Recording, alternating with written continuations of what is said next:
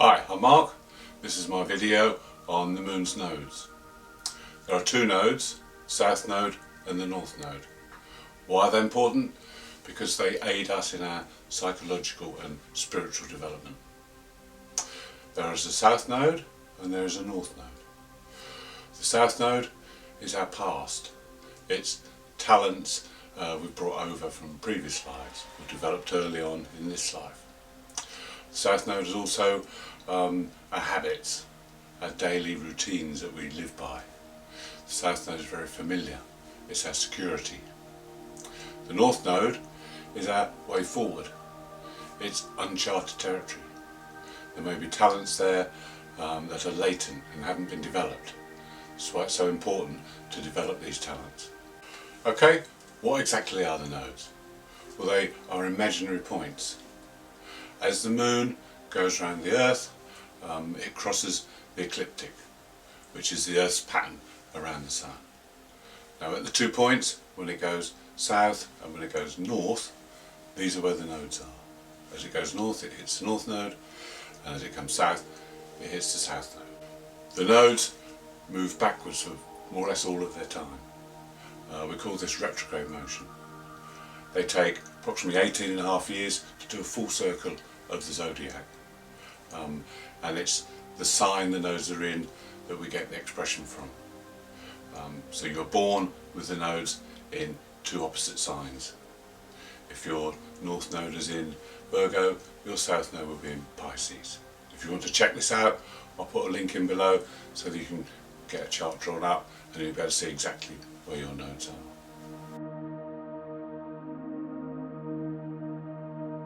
Okay, let's look at the South Node first. The symbol itself represents the dragon's tail. This is because it's our roots.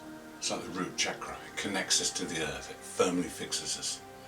The South Node is about our survival instinct. So all these habitual things we've learned of how to survive come with us. It gives us some protection in a way. It helps us through our early years. South Node is also about talents we've picked up as well. Just take, for instance, South Node in Taurus. You may be very good with your hands, you may be very practical, you may be very good with gardening. These are natural talents we take for granted that come with us. South Node is also about those habits that we form, not always good habits. And these can also be tainted by the sign it's in. Again, in Taurus you may be very stubborn. If it's in the 6th house, your routines may have to be very rigid for you to survive and carry on. The thing is, with the South Node, it does help us. It does help us in our early years. It gives us structure, it gives us stability, but it won't give us growth. We've already learnt those things in previous lives. If you carry on following the South Node, you'll come to a dead end. It's like you're going to a cul-de-sac. And if you keep doing that, there will be no growth. You will become dissatisfied. You will become fed up with your lot. And you will become demotivated. The thing with the South Node is, it's great to use it, but you need to then use it to transcend to the North Node. Don't get stuck into the South Node.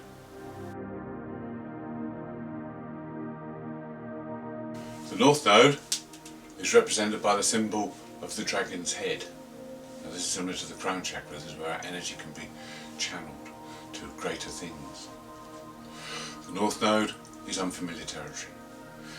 You may be hesitant, a bit scary to go there. It's new experiences. People who have planets conjunction our North Node can help us. They can show us opportunities, they can guide us. People with planets connected to our South Node will have fun with, great times with, but it won't give us growth. We're doing the same things and eventually you'll get bored of them. Growth comes with the North Node. That's why you need to push forward towards that North Node. The other thing about the North Node is it's a bit like an old radio or an old record player that's been dead for years. All of a sudden you plug it in and it plays beautiful music and you then become connected again. The North Nodes can lay latent for many, many years, but once you get it stimulated, you'll gain fulfillment, happiness that you won't get from the south node.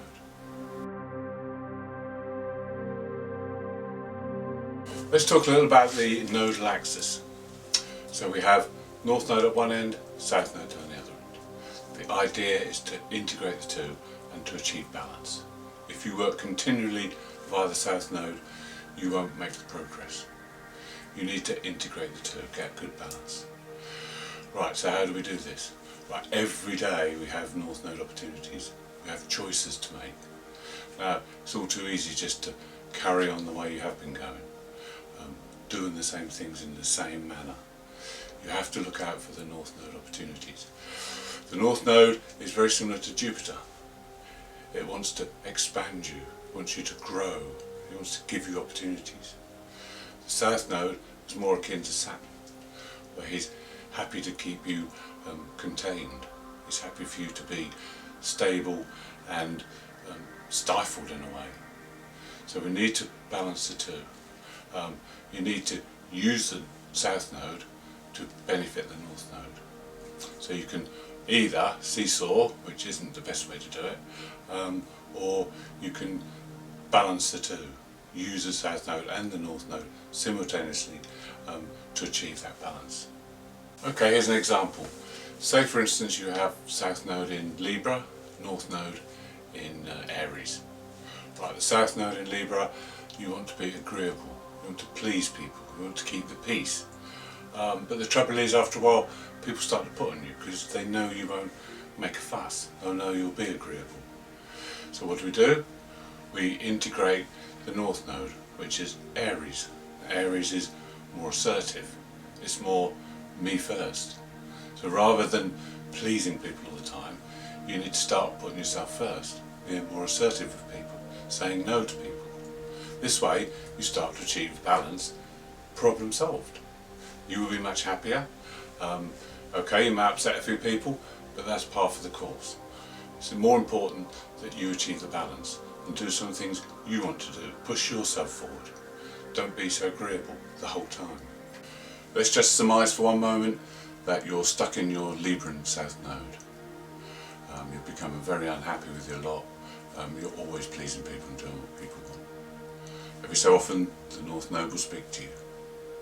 The north node may say to you, why don't you take the lead for once? The south node will come up with an excuse. Yeah, but it's easier to let people do what they want. This way you are supporting your south node. The way forward is to force yourself to take the lead, to be spontaneous, to go to that Aries north node, and it will give you much more satisfaction, much more happiness, and you'll be balancing your nodes, which is a very important thing to do. Let's look at another example. This time we have a Scorpio north node in the 12th house. That means we have the south node in Taurus in the 6th house. Now, we have an added complication here because Mars is conjunct the south node. Now this means that the south node will not only have the attributes of Taurus but also of Mars and Aries to contend with.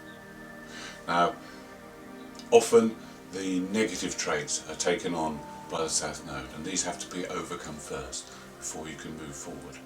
So if you have a planet conjunct your south node, you need to work with that planet.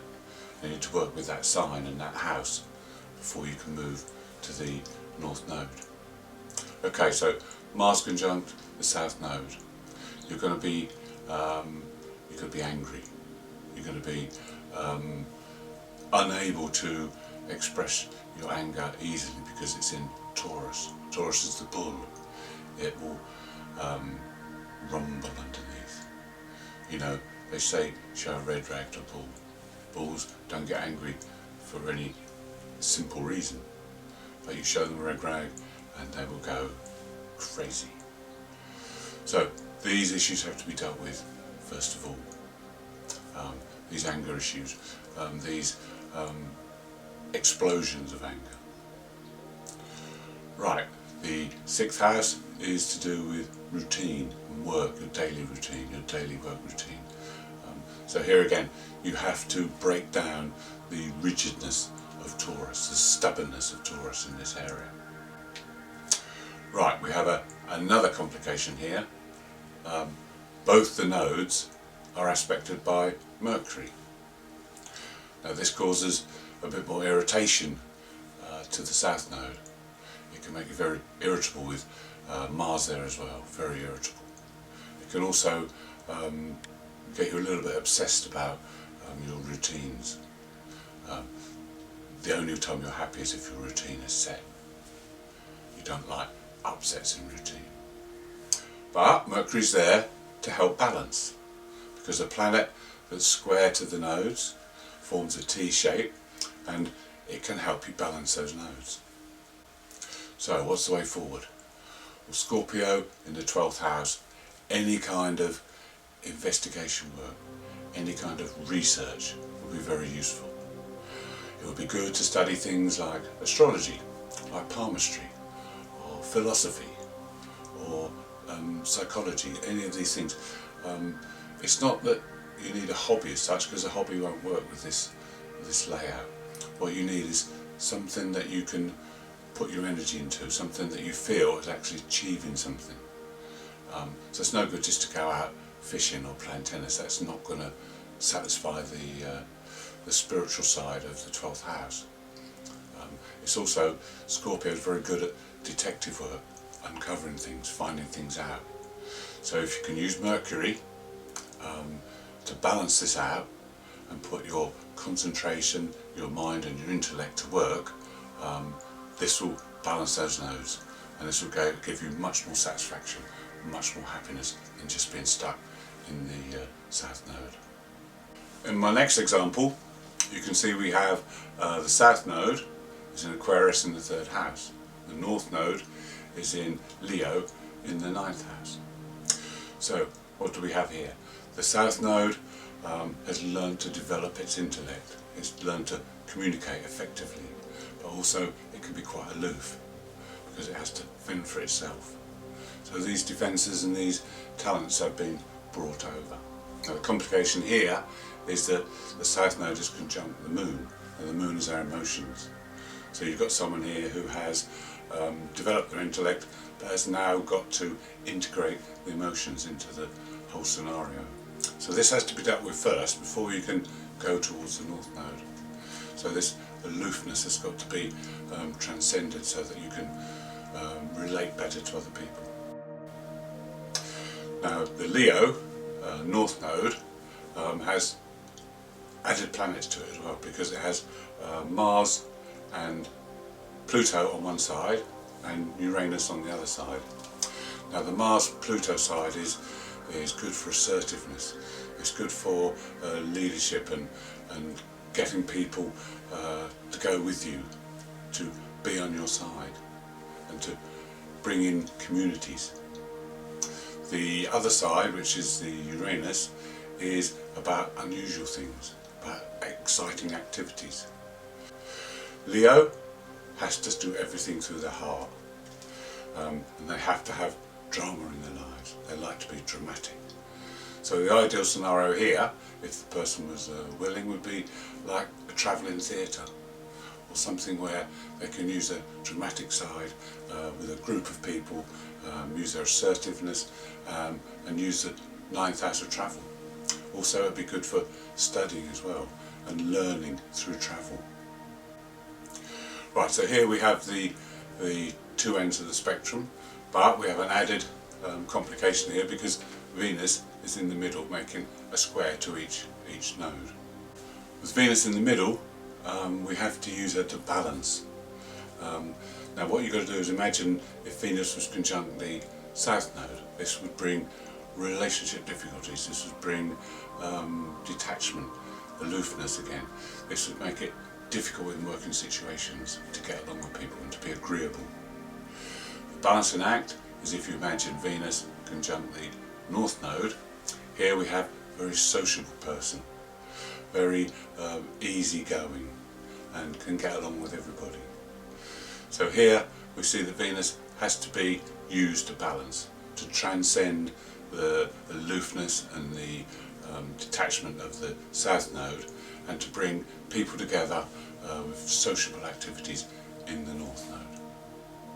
In my next example, we can see that the nodes are in the same signs, Leo, Aquarius, but this time they're in different houses, and the north node is conjunct the MC, the south node is conjunct the IC.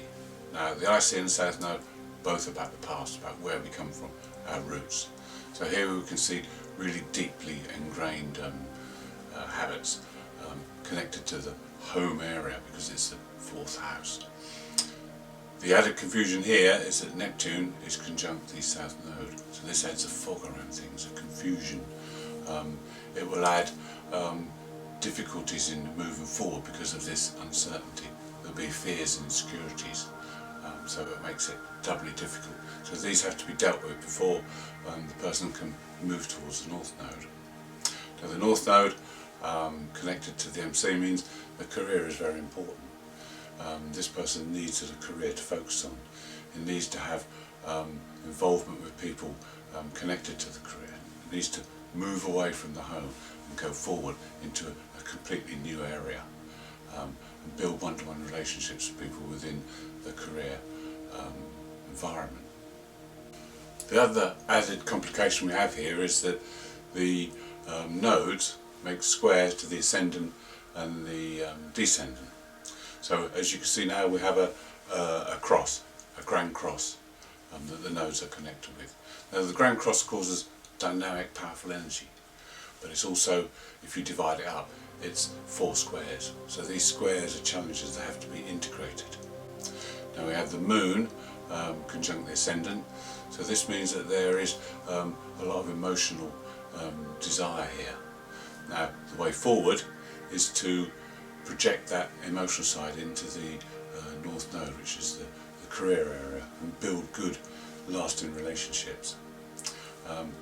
The moon on the south node side means there's a lot of unhappiness, a lot of whinging that goes on, rather than doing something about it. There's a lot of self-pity. Then on the other side we have the descendant, and then we have Jupiter and Saturn. Now, as we've been talking earlier, Jupiter is akin to the north node, Saturn is akin to the south node. So here we need to use these again to get the right result. With Saturn connecting to the south node, it's more again about unhappiness. It's more about limitations. Probably these limitations are self-imposed, or they could be self-imposed by family or other relationships. But that needs to be broken down. The Saturn needs to be used with the north node to put structure and strategy into place for the career and advancement. Then Jupiter, as we know, is about opportunities. So Jupiter connecting the north node is about taking those opportunities. It's about learning things to expand your mind and your personality. Jupiter connecting the south node means it could be some kind of group, or it could be a religious or group that's a little bit off the wall that you become attached to, and use this as an excuse for not moving forward, because it's not in keeping with what the group says. So all in all, this is a difficult one to cope with, but there's a lot of balance and there's a lot of energy here from the different planets that can be used to overcome these blockages and these stalemate.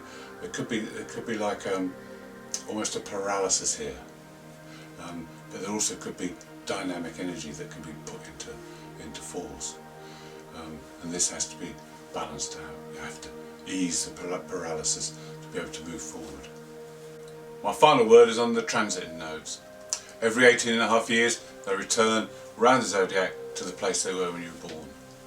Every 9.25 years there's a nodal opposition where the south node conjuncts the north node.